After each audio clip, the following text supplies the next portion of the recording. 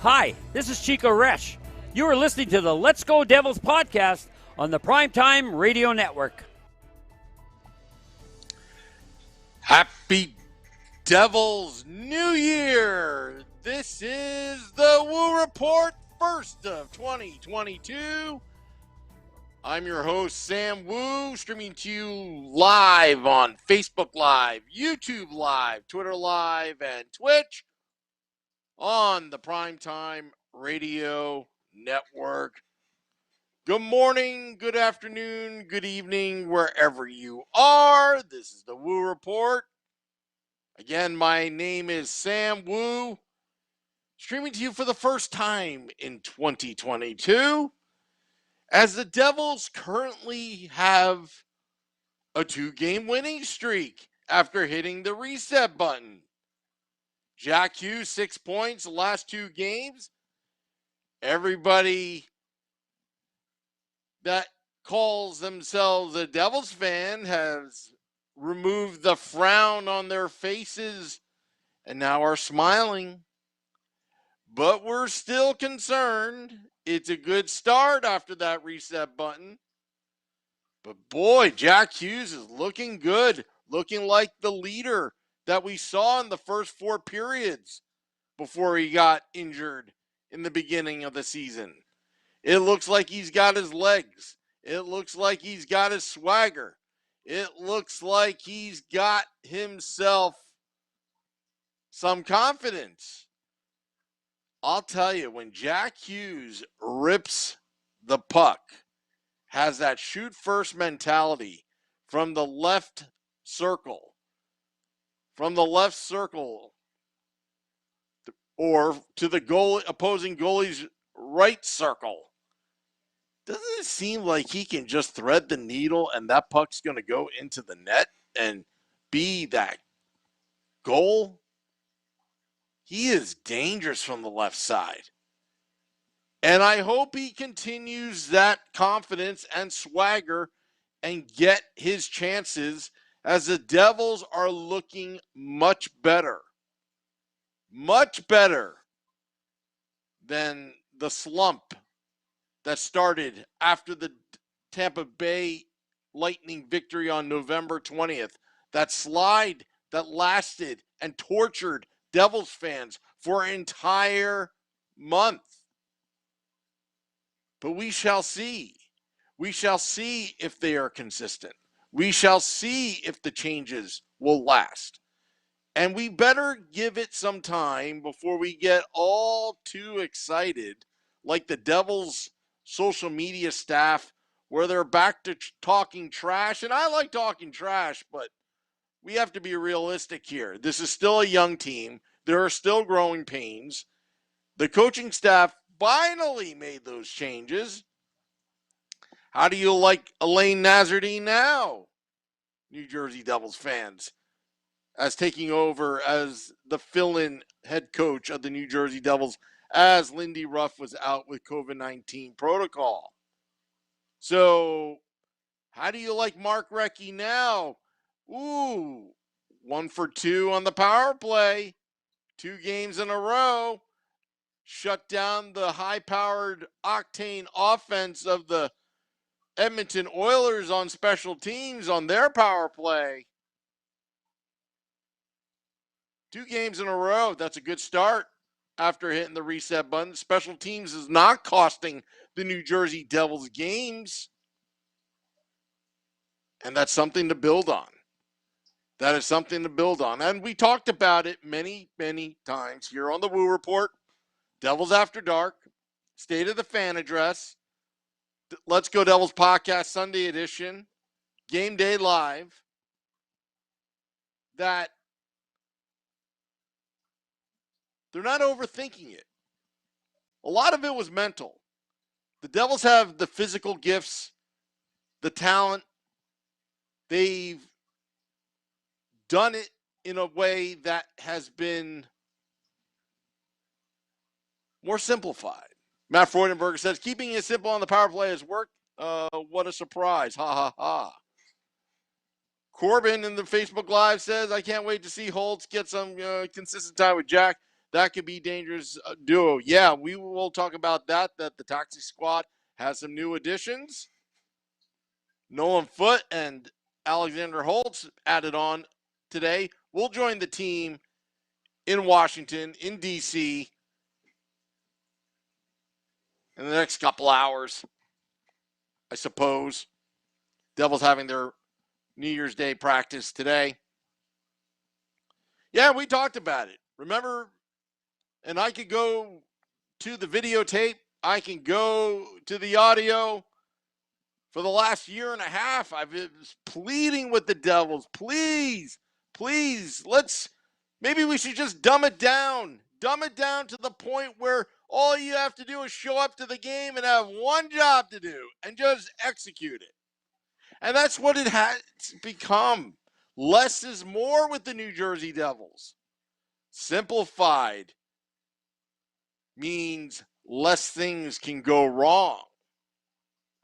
There is nothing wrong with simplifying the game plan because it doesn't matter what system any coach uses. Left wing lock, the trap, fun and gun, whatever you want to call it. Doesn't matter as long as the players have bought in and they show up, work hard at it every day. You have yourself a good hockey team. It doesn't matter what system you play. That's irrelevant as long as the players believe in it. And you see the Devils right now, at least for 2 games, are believing in themselves. The notion that maybe they are holding on to their sticks too tight during the slump, hesitation, that's all cured by 2 things. 1, not thinking about it and just putting the puck on net. No hesitation shots. Just put the puck on net.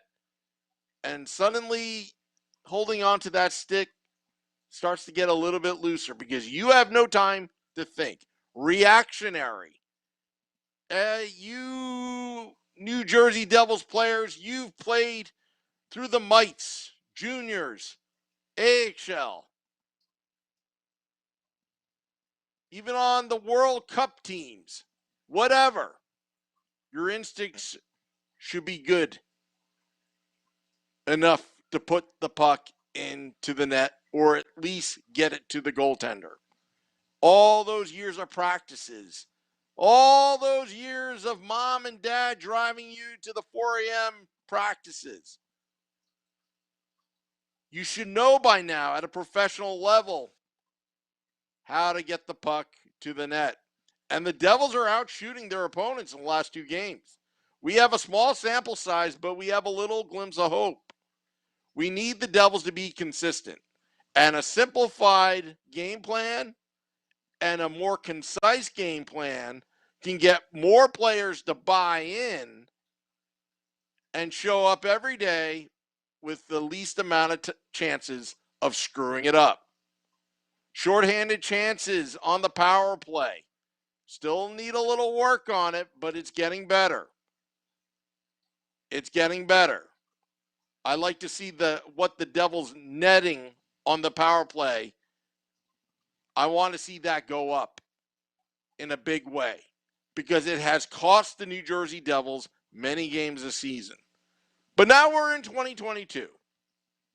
Right now you've got a healthy, fun-loving Jack Hughes right now that can literally take over a game at any given moment. You got a Jesper Bratt that is just with speed. You're looking at Janssen starting to come out of his funk.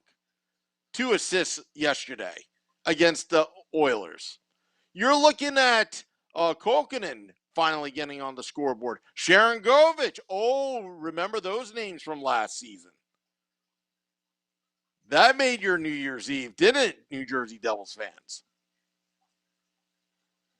And I suggest that we keep an eye on Nathan Bastian. I've done this the last 2 games. Anytime number 14 is out on the ice, watch what Nathan Bastian is doing. Look at that game-tying goal when Dougie Hamilton, again, no hesitation shot, didn't wait for the perfect moment, didn't wait for the perfect play. He just flicked it on net, and there you see it, not on the short score sheet, but look at the replay of that game-tying goal with about a handful of 30-something seconds left in the game in regulation. Nathan Bastian screened and blocked the goaltender's vision. I watched that about 10 times over.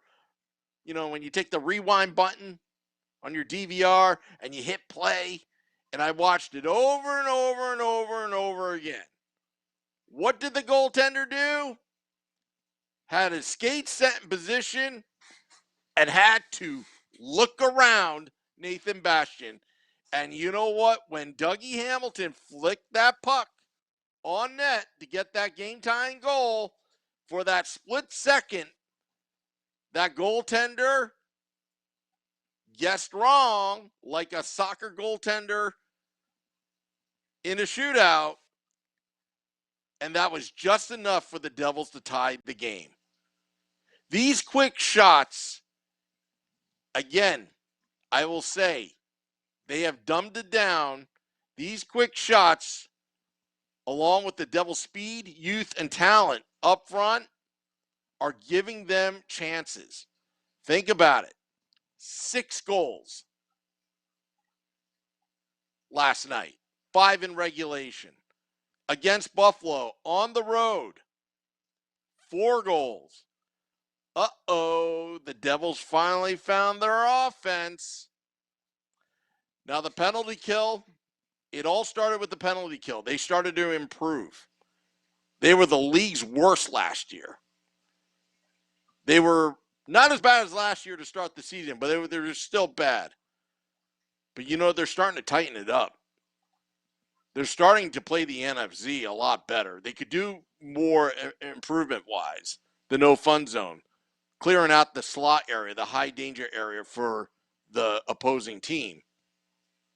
And remember when I said playing lane hockey because they were so out of position?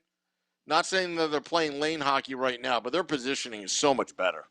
So much better. And watch that on the penalty kill against the Washington Capitals, because the Capitals have that veteran leadership, plus they've got future Hall of Famer Alex Ovechkin.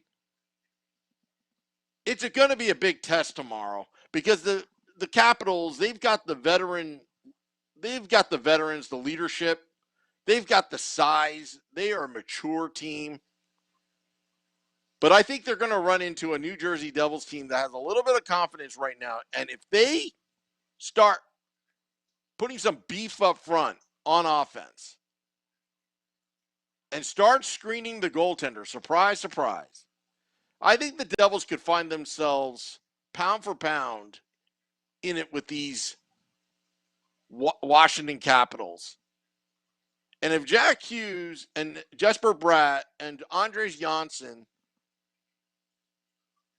and Adam Sharangovich and Kokkonen can actually start getting into the plays and more involved, they may just pull out a victory in Washington tomorrow.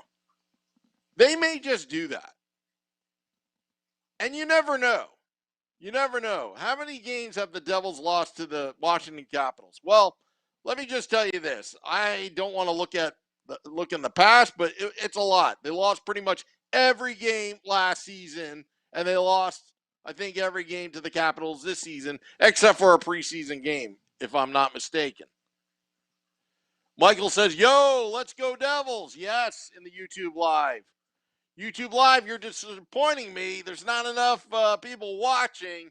You may have to get some more subscribers there.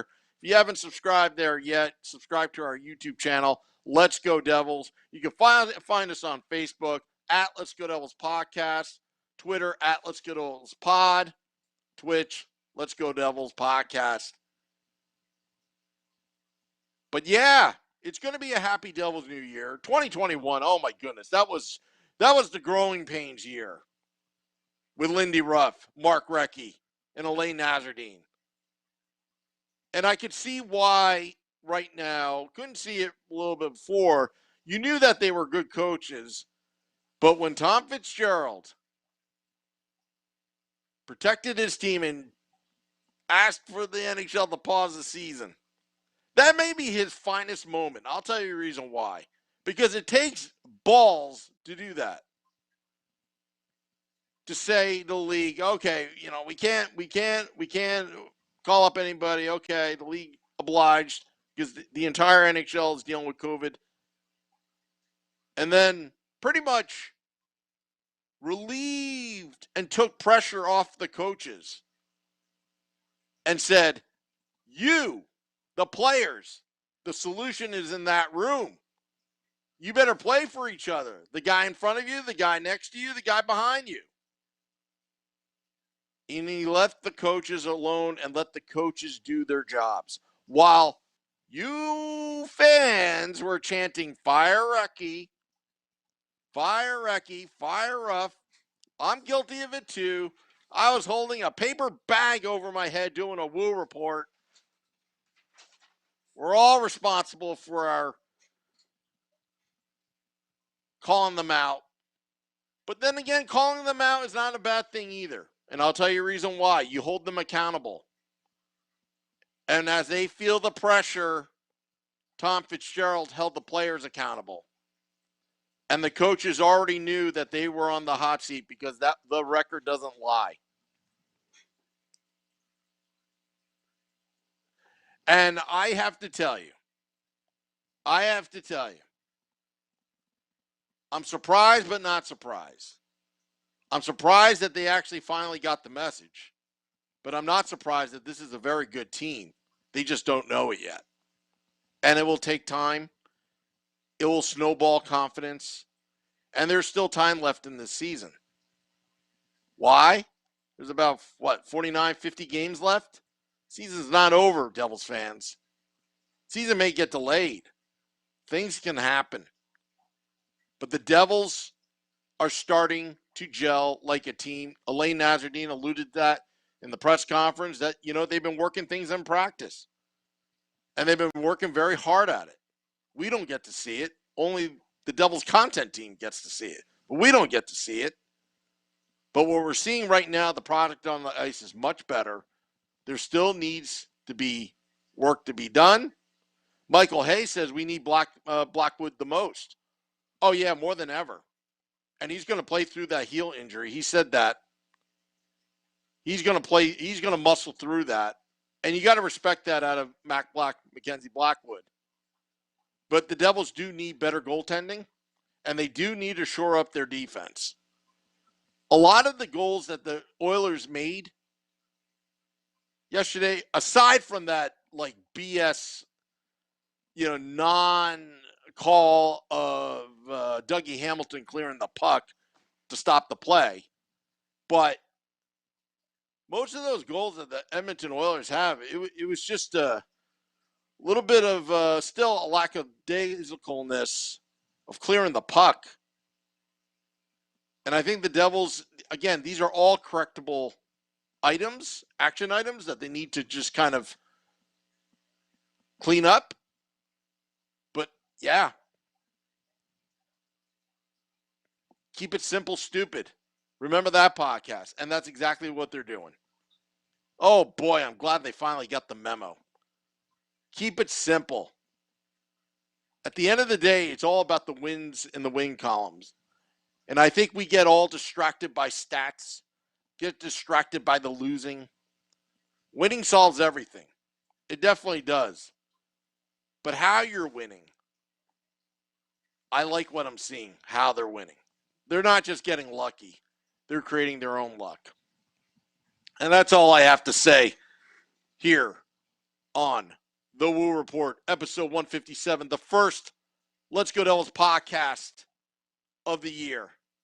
This podcast, want to thank everybody for last year. This podcast has grown almost 2.5 to 3 times than 2020 in the year 2021. We're expecting more growth, more Devils fans, more listeners, more viewers. Not because of our egos, but isn't it fun when you're enjoying your team and get to voice your opinions on a podcast through the social media accounts? Because we read them all together. It's much fun when you do it with your fellow Devils fans. Big shout out to Moose, Rebecca Morse, defenseman of the Connecticut Whale. She got herself out to a Devils game finally. She's got the busiest schedule I know of anybody in hockey. Coaching, traveling, being a professional women's hockey player for the PHF, formerly known as the NWHL. Getting to a game, putting the mask on, dealing with the elements. Comes out with the victory. What a game that she caught. Hopefully she enjoyed her day. P. Badger says, I'm driving 13 Caps fans from Ocean City, Maryland. I'm assuming that's the initials. Tomorrow to the game, and I can't wait to get a W over them if we could just keep the way we do it going the last two games. I'm gonna issue you, Pete Maggio. I'm going to issue you some homework. This is what you're going to do, and I want you to report back to me on the podcast because we've got a quadruple header podcast tomorrow for January 2nd. We got the Woo Report in the morning. We got Game Day Live. It's a 3 p.m. Eastern start, so I think it is 2 p.m. We're going to go on, Vinny Parisi and I. Then afterwards, Scotty of SiriusXM, Liquid Metal, and I will recap the game that was on Devils After Dark after the Devils take on the Capitals in D.C. And then we got our 9 p.m. Let's Go Devils podcast Sunday edition with the group. Not sure who's going to show up this time. Our taxi squad is let's just say our taxi squad is a little tuckered out from this past 2 days. And a quadruple header Sunday. So, Pete Baggio, here's my homework for you. You better do this. I want you, when you're driving them to the game, to not let up, because we preach here on the Let's Go Devils podcast that the Devils have to play a full 60, 65 minutes. So as a fan, I want you to not let up, bust chops, cheer for your team. Don't get in a fight. That's not the point. I want you to cheer for your team and not let up the entire ride to the game. I want you to annoy these fans the entire game and be proud to cheer for your team. I just want you to cheer for your team. No negativity like Caps, you suck. You can say that to the refs, but not to the Caps fans. We're not trying to trash talk. I just want you to cheer for your team the entire way and the entire way back home and not let up like how we preach about our Devils not letting up on the ice.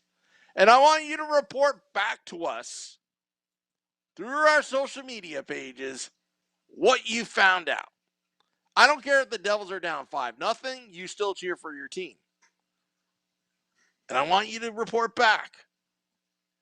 What did you learn about a full 60, 65 minutes plus pregame and postgame of cheering for your New Jersey Devils? Because it's a new year, folks. It's a new year. Resolutions are made. Some of us want to diet. Some of us want to exercise. Some of us want to make more money. Some of us just want to get rid of people because they're annoying. It's okay. It's okay. And P. Maggio says done. He's answered the challenge on the Woo Report. A few years ago, we beat them in a trap game. Same night, Ravens lost in the playoffs. Best time. I'm telling you, it's a new year. Forget about the past. The Devils are on a 2-game winning streak. Oh, Jack Hughes is back. Oh, Dougie Hamilton is back. Mackenzie Blackwood is going to find his game, and he's going to get another shutout one of these days. Oh, it's a happy Devils New Year. It's a happy Devils Saturday. And keep it here. We are dropping the podcast in about 20 minutes. Also, check out my blog on hockeybuzz.com. Look for Sam Wu and pucksandpitchforks.com as well, because I'm going to talk about the New Year's resolutions that the Devils should take up on. Oh, yeah. Oh, yeah. Big year, big year. Stay safe, everybody. Hands 10 and 2 on the wheel. Till next time, this is the Woo Report. Let's go, Devils!